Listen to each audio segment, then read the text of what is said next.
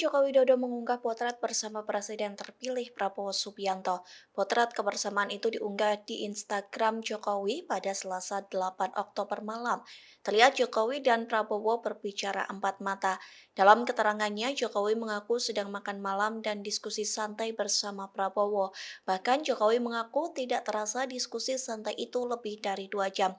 Adapun Jokowi dan Prabowo makan malam di hutan Kota Pelataran, Kompleks Gelora Bung Karno, Senayan, Jakarta Pusat. Dikutip dari Kompas.com, Menteri Sekretaris Negara Pratikno dan Koordinator Staf Khusus Presiden Ari Dwi Payana mengonfirmasi pertemuan Jokowi dan Prabowo.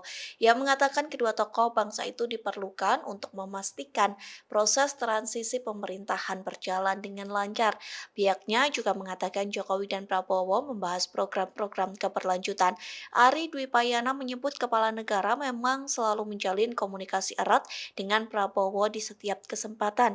Hal ini juga berlaku dalam forum formal dan forum informal.